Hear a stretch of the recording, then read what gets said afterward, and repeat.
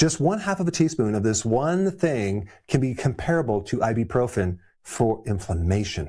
And that thing is turmeric. I'm not talking about the turmeric that you sprinkle on your food or your eggs. I'm talking more about a concentrated turmeric, because turmeric is a spice, but there's a certain thing in turmeric called curcumin that is really doing the magic. But you can't just take turmeric as a spice and expect it to do what I'm going to show you right now. So many videos complicate this topic with all these big biochemical names. All you need to know is this, very simple. There are 4 master switches or dials that will turn up pain and inflammation or turn down pain and inflammation. And that's basically the gist of it. This dial right here is the pain and inflammatory factory. It produces pain signals and inflammation. The second dial is the master inflammation on switch. So it'll trigger hundreds of different genes in relationship to turning on inflammation. It's kind of like the master circuit breaker for inflammation. And then you get the third dial. This is the inflammation megaphone. It's like an amplifier. It amplifies inflammation. It doesn't cause pain directly. It just keeps the inflammation going on and on and on. And this is why a lot of the drugs for autoimmune diseases target this biochemical pathway. And then we have the fourth alarm right here. This is the backup inflammatory alarm system that keeps screaming long after the fire is over. And I'm talking about inflammation. And this is why certain treatments will address one thing, but they don't address everything necessarily. And this one's really important for asthma, inflammation, and autoimmune disease. So now you know the basics on biochemistry as far as pain and inflammation. Let's first talk about ibuprofen. Ibuprofen is really good at turning this knob off, pain and inflammation, and it does so very quickly. But here's the problem.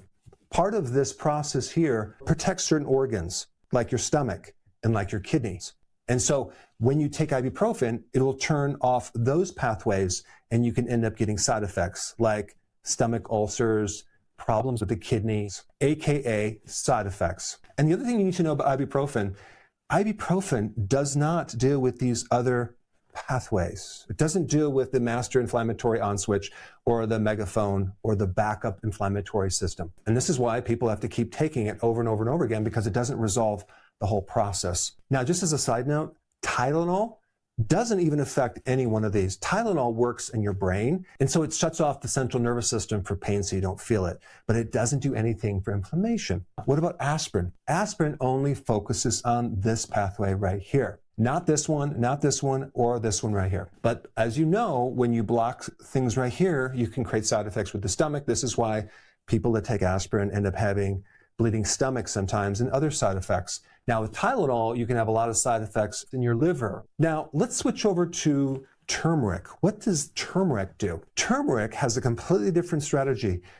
It affects not just the COX pathway, but this pathway and this pathway right here. Not as strong, but it starts to turn down the dial of all 3 of these right here. And the research, which I'm going to share in a minute, involves taking 1,500 milligrams with black pepper, because black pepper helps the absorption of turmeric. But only 1/2 teaspoon of this extract can create a comparable effect to ibuprofen. Let me just tell you a little bit about this study. This study was a randomized controlled study. It was double-blind. It was on a reasonable sample size, 367 people, and it was peer-reviewed and published on humans, not mice. And it showed that concentrated turmeric, curcumin, at 1,500 milligrams with black pepper showed comparable effects to ibuprofen. But the biggest thing that I think you need to know is without the side effects that you would get with ibuprofen. There's a couple other things that I want to share with you. Extra virgin olive oil does mimic some of the effects of ibuprofen at the molecular level. Not as strong as ibuprofen, but it turns down the dial. And so this is why I would recommend using this on a regular basis on your salad. And as a fun fact, do you know that little tingle that you get in the back of the throat when you actually consume the real extra virgin olive oil? Did you realize that if you took liquid ibuprofen, you would get the same effect on your throat? A couple other things. Ginger is kind of an unrecognized, under-acknowledged remedy for this pathway right here, which is really good for turning down inflammation. This pathway is like the amplifier of inflammation. Also, this pathway is where the omega-3 fatty acid works, like fish oil, cod liver oil will address this pathway, which helps reduce inflammation. Now, Humira addresses this one right here. A lot of people take this for autoimmune disease, and now you know why, because it reduces the megaphone of inflammation, but it does not work on this pathway, or even this pathway. Let's talk about this pathway. It's called 5-LOX. This is the backup inflammatory alarm system. This is the one that can still activate even by shutting these off right here. It just so happens that Boswellia, which is an herb, this targets 5-LOX. So Boswellia is another great remedy for inflammation. And now you know where it fits into the scheme of things. Now I want to answer a bigger question. We've talked about what turns off pain signals, but my question is, what turned them on in the first place? What is the root cause of all of these right here?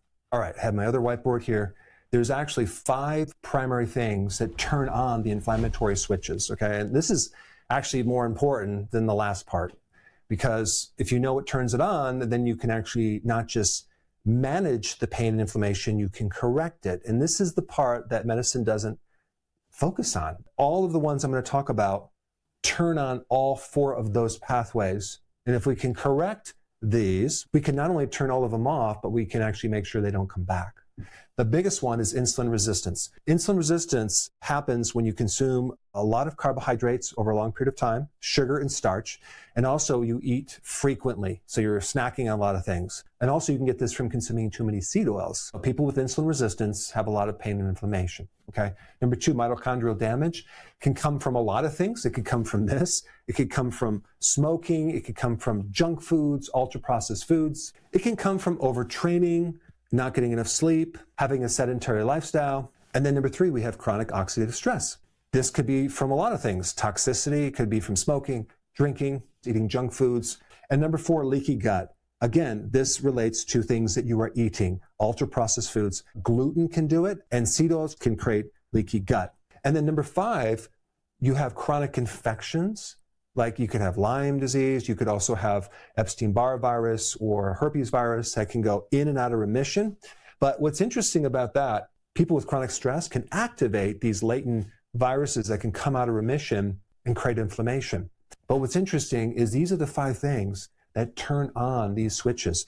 And so if we're going to use medication to turn those off and get side effects and ignore these, then we're really missing the boat. So if we look at these, we want to correct them with going on a low-carb diet, okay, because that's how you correct insulin resistance. You have to give up something called ultra-processed foods, aka junk foods. You want to do, of course, intermittent fasting, very important. Intermittent fasting is probably one of the most powerful things to reduce inflammation that you can do. Your inflammation just goes away, your arthritis goes away. And then prolonged fasting is the next level anti-inflammatory. Because I've had people with the most severe autoimmune inflammatory conditions completely get rid of inflammation by doing prolonged fasting. There's several nutrients involved in inflammation as well.